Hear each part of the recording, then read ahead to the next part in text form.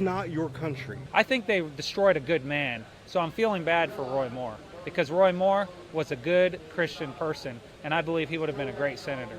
So feeling upset for Roy Moore, absolutely. Feeling hurt for Roy Moore, absolutely. Feeling hurt for our country, absolutely. I have always believed that the people of Alabama had more in common than to divide us.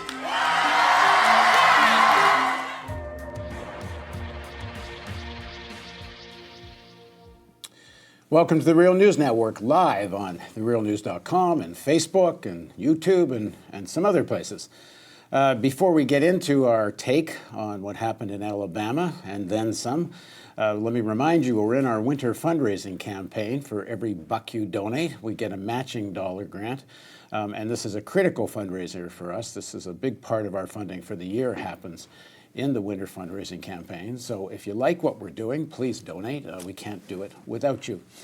Now, let's get into it. So in Alabama on Tuesday night, Doug Jones had an upset victory over Republican Roy Moore. Jones was neck and neck in the polls, but it seemed that Moore had been pulling ahead. But in the final analysis, the deciding factor seems to have been the senior senator of Alabama asked for people to write in a vote, not to vote for Roy Moore. Essentially, through the election to Doug Jones, there was something like around 22,000 write-in votes, and the margin of difference between Moore and Jones was around 10,000 votes. So in many ways, Shelby threw the election to Doug Jones.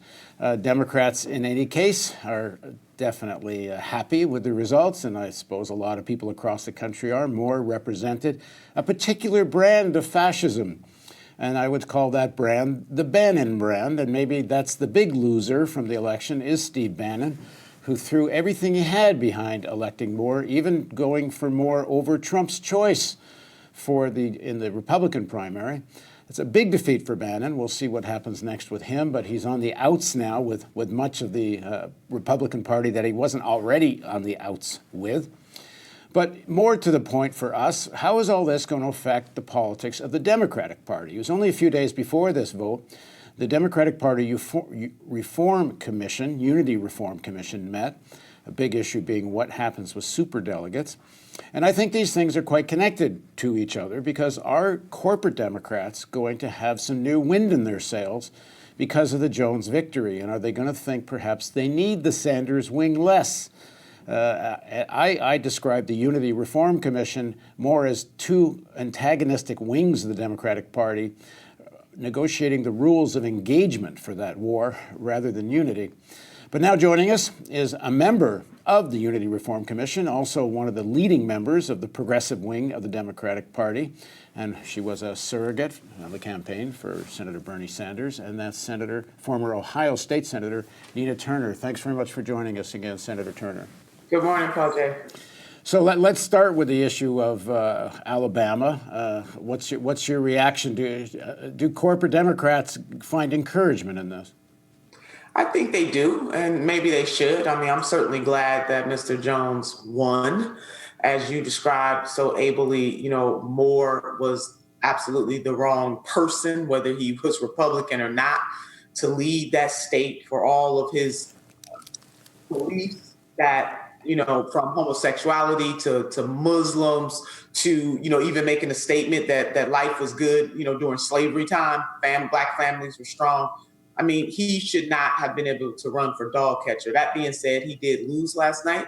It was very close. We always knew the race was going to be close, whether it was him winning or Mr. Jones, but Mr. Jones did win.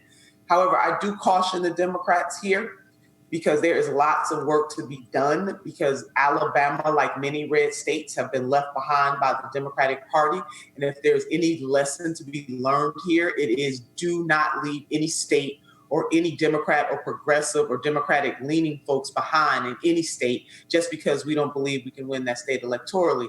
And then I believe that Charles Barkley framed it best, especially when it comes to the African-American community, which I have been saying this for years, that the Democratic Party needs to stop taking the African-American vote for granted. I mean, Paul J., they had to knock and drag the African-American community out. This whole race hinged upon them. And as we saw, the stats that have come out so far this morning is that 97% of African-American women voted for Mr. Jones, and 92% of African American men voted for Mr. Jones. While on the other side, about 65% of white women voted for Mr. Moore, and a little higher percentage, still somewhere in the 60s, of white men voted for Mr. Moore. So this race undoubtedly was won because of the African American community's loyalty to the Democratic Party, and also, as you said, the Senator Shelby from Alabama encouraging people to write in another candidate. Yeah, certainly if there'd been a normal Republican vote and a normal Republican candidate, that Republican candidate in all likelihood would have won. In terms of what you're saying about this 50-state strategy, not leaving anyone behind, number one, not taking the African-American vote for granted, but also do the Democrats simply give up on whole sections of the white working class? And not just the Democrats. I have to say, even people on the left, even in independent media, and including us, we don't do nearly enough. Most of the white voters in Alabama are poor. Alabama has one of the lowest per capita GDPs in the country. I think it's 6th or 7th from the bottom. And people of progressive values, how much is actually going on there to try to talk to these Trump voters? No, I totally agree with that, Paul J. I only bring up the African-American community only because out of all of the base voters who would vote for the Democratic Party, they are the loyalists in terms of the percentages that they will vote. But you are absolutely right. And it is one of the reasons why I applaud Reverend William Barber, Dr. Barber in North Carolina, who has resurrected Dr. Martin Luther King Jr.'s Poor People's Movement. And as you know, that movement was about poor people across the spectrum, all ethnicities, or as Reverend Jesse Jackson called it in the 80s, the Rainbow Coalition. So yes, we are going to have to, especially the Democratic Party, but especially progressives, reach out in a deeper way, continue to forge relationship with poor people across the ethnic spectrum, because really this fight is a fight of the working poor and the middle class against the elites of this country, both Republican and Democrat. Doug Jones, as we said, owes a lot of his election victory to the senior senator, Republican Senator Shelby, who asked people to write in the vote. There were some hints in his speech, his victory speech, of bipartisanship, of reaching across the aisle, that kind of language. I guess one only speculates now whether there was actually some kind of deal with Shelby, and what kind of Democrat is Jones. There's people writing us on Facebook who are saying that Jones is a pretty centrist, maybe somewhat liberal centrist Democrat, and people shouldn't be so excited about the victory. What do you make of that argument? I mean, he might be. That remains to be seen. I want to keep an open mind because he has not ever been elected to any office that I am aware of. Of course, he was a U.S. attorney, but I don't know. And so, but him coming from the South, I mean, if you want to use the fact that he just won in Alabama as any hint, there might be some validity to that. But I want to hold out my judgment until we see actually what he does. I think it is also, though, very telling that in terms of progressives, real progressives, calling on real progressives to help in that election. I didn't see that happen, but I'm not sure if that is a telltale sign of how he will operate as a U.S. Senator. It is my hope that he will support the policies and push for policies that lift the working poor and middle class and his family. And Paul J., those stats that you laid out in terms of poverty in Alabama itself, and especially in rural and urban areas, and the need to have a real champion of the people, Medicare for all,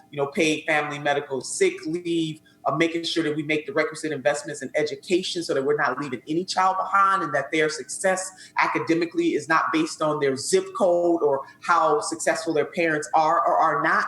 That is the kind of champion that people in Alabama need. So let's wait and see, though. Let's give them the benefit of the doubt.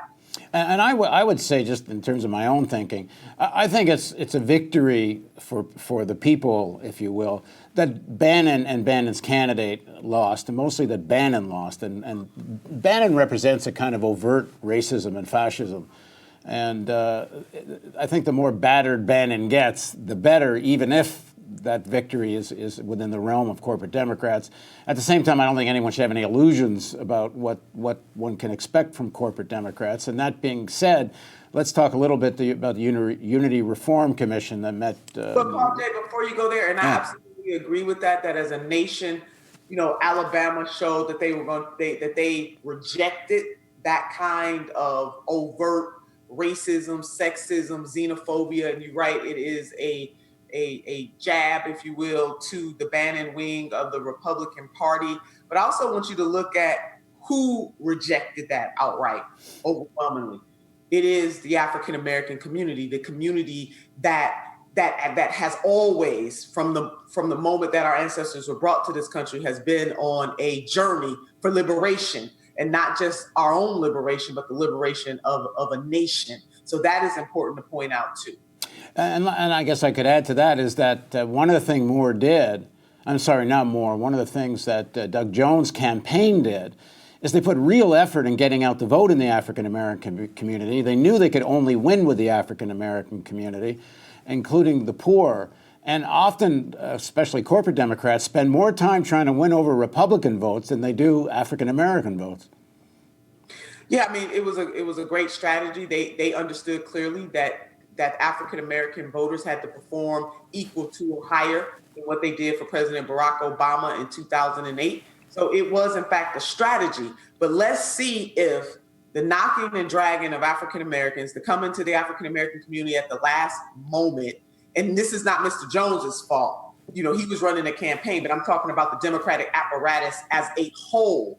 If they will understand from this moment on that they cannot continue to take any group for granted, but especially the African American community who they come to depend on, whether it's Alabama or Ohio, there will be, campaigns by which the Democratic Party's calculus is that they have to have X number of African Americans to overperform. My concern here is that the overwhelming burden of Democratic Party success is on the backs of the African American community. And I have not thus far seen that community, our community, reap any real generational benefits from that. But it is time, the time for taking that vote for granted is over. And so I am hoping that it is a wake-up call. As I often say, there's never been an African-American woman ever elected to serve as governor in the United States of America, period. Nada, none.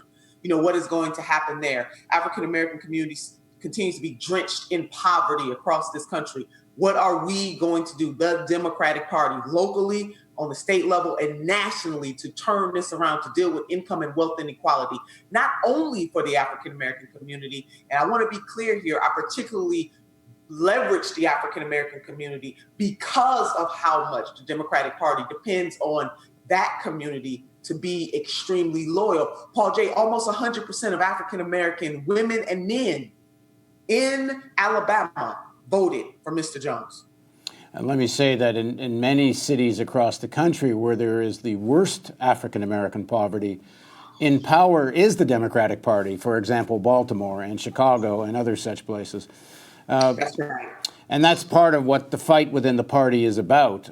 So let's talk a bit now about the Unity Reform Commission. As I said, I think it's more a commission to establish the rules for essentially what is a civil war going on inside the Democratic Party between the, as people call, the corporate ring and the Sanders wing, or the corporatist wing and the progressive wing. And you're one of the prominent leaders of the progressive wing. You were on that commission. What did you make of the results? One of the big issues, obviously, being superdelegates. Yeah, I mean, overwhelmingly, the results were good. This is just the first phase of a longer process here, in that there were 21 members on the Unity Reform Commission, just so our viewers are just refreshing their memory about this, that this was an agreement between Senator Sanders and Secretary Clinton coming out of the 2016 primary, that there was definitely a need for reform in the Democratic Party, especially when it comes to dealing with the presidential election process. 21 of us, 8 of the 21 were appointed by Senator Sanders, affectionately known as the Bernie 8. One of the things that was written in the resolution beforehand, so we dealt with 4 major areas. It was caucuses, primaries, superdelegates, and transforming the party, and not necessarily in that order. Now, the superdelegate, though, portion of the resolution was already pre-negotiated, meaning that it was written prescriptively in that resolution that at least 60%, that 60% of the superdelegates would be done away with. That leaves about 280 superdelegates who are unpledged, meaning they can vote any way that they want. And those delegates are the honorable party leaders, the elected folks. So, think your governor, think your U.S. senator, think your Congress people. They make up the 280 superdelegates who still remain unpledged. The other portion of the superdelegates are bound on the first vote, the first round of voting during the presidential primary process. They are bound to the outcome of their state. You favored no superdelegates at all, and it wasn't just well-known progressives. Even Tim Kaine, who was Hillary Clinton's vice presidential nominee, was actually advocated eliminating superdelegates. But most of that commission were members that had been appointed by Tom Perez, who essentially represents the Clinton wing, or directly the Clinton wing. And there's still superdelegates. And there were other issues as well. For example, the role of paid consultants and the kind of money that gets sloshed around there. What did you think of the results of those kinds of issues? Yeah, and we did deal with that. I do want to say, yes, the overwhelming majority of the people on the Unity Reform Commission were appointed either by Secretary Clinton or Chairman Perez. And so, again, that gave the 8. I mean, all you got to do 13 and 8. The headline is 13 and 8. So we came in at a numerical disadvantage. However, there was consensus, there was compromise. And I wish that the public at large had gotten a chance to see some of the tension that was going on behind the scenes, because we all came in totally on the opposite side and were able, for many of these proposals, to come to some consensus or compromise. Compromise means that neither side gets all that they want.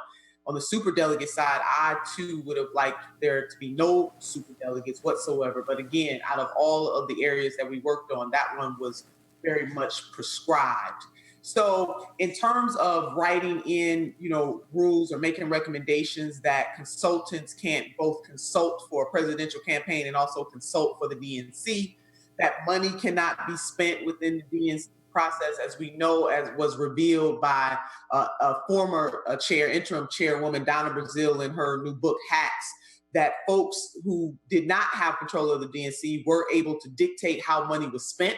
They were, in fact, spending money without the authorization of any officer that had the fiduciary responsibility for the party.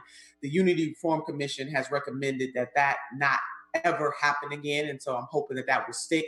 Another thing that we recommended was an ombudsman committee that will be elected from the body of the DNC, and that committee would be charged with taking on any complaints or concerns that a presidential candidate had during the primary process. So, all of those things are really good towards bringing the party closer to transparency. But all of this is contingent, Paul J., on making sure that the Rules and Bylaws Committee, they are the next committee in the process that will take up the recommendations from the Unity Reform Commission. They have up to 6 months to take up these recommendations. And given the recent changes that Tom Perez made in the DNC, how well represented is the progressive wing on that Rules Committee? Not very well represented. I believe there are 35 members on there. Not well represented at all. Again, we'll be outnumbered. But there are some members that were members of the Unity Reform Commission who are also on the Rules and Bylaws Committee. None of the Bernie-crats are, but I am definitely hoping that, and we got public commitment from folks who served on the Unity Reform Commission with us, to take back the true nature and spirit of everybody from the Unity Reform Commission. As a matter of fact, the chairman of the Rules and Bylaws Committee, Mr. Roosevelt, he abstained from lots of the votes, and I got to give him lots of credit for that. He abstained because he knew he was going to have to take these things up as the chair of the Rules and Bylaws Committee. Even though they have 6 months to take up these issues, he has committed to making sure that they have their first meeting either towards the end of January or the beginning of February. It will be made public. So I would hope that our viewers will make sure that they go to the Democratic Party's website and check out when, make themselves stay abreast of when that public meeting will be. and get engaged and involved and make their voices heard, because this is not over. This was only the first phase of reform and transformation. The next phase is the Rules and Bylaws Committee, and then after that, it goes to the members of the DNC. There was a moment during the commission meetings, there was a resolution, and I'm sorry, I forget the exact resolution, but part of the wording, I think it was an amendment you had put forward, and part of the wording had the words undue influence, that talking about the DNC using undue influence over the campaign, obviously referring to what Wasserman Schultz and the DNC did during the 2016 primaries, where they clearly did everything they could to throw it to Clinton and create obstacles for the Sanders campaign. You argued at the commission that those words undue influence needed to be in because there had been undue influence in 2016, but you lost that vote. What does that tell you about the character of where this is headed or the nature of it? Well, they certainly made it clear, they being the 13, that undue was a bridge too far. But yeah, if anybody critiques the 2016 election and what has come out thus far in terms of facts, there was undue influence by the superdelegates, undue influence by Chairwoman Debbie Wasserman Schultz and others within the Democratic Party apparatus, from the staff, on up to the chair. It absolutely was undue influence that influence impacted the primary race. It absolutely did, but they didn't want that, and so they had the numbers and they voted it down. Okay, we're going to go take a question from social media, from Facebook. I think this is actually someone you know. Portia Bolger on Facebook writes, Doug Jones called for renewal for the CHIP program last night during his victory speech. It's a clear victory for women in that Jones is pro-choice. Put the Jones victory into the context of the Me Too and this whole issue of sort of a kind of an awakening in the women's movement. Yeah, I mean, Portia is right about that. And then this is about the numbers. So we have Mr. Jones, as we know that next year, the Democrats, I believe, will have 26 seats if we include our two independent senators in the Senate that they have to protect. And if they can pick up 2 more seats plus the Jones seats, then there it is. We can take over the Senate. So this is vitally important. The fact that the Republicans dissolved the CHIP program, heartless. Meanwhile, they continue to talk about how much they love families and how much they love children, but they took away the CHIP program. So it was refreshing to hear Mr. Jones talk about that program. And absolutely, he is pro-choice. So, that's a win too. That is part of it. But, for women, it is about choice, not just choice or reproductive choice, but, definitely having the choice to have a good job, to be able to be paid dollar for dollar for that job. If they have a family that includes children, to know that their children can be healthy and safe, that the education system will educate their children. So I would also say that choice extends beyond reproductive health. But we know that the Republicans from the state level government in my very home state of Ohio, all the way to the federal level, have been trying to take away access and have taken away access. And so it is vitally important that we not just only look at the Congress.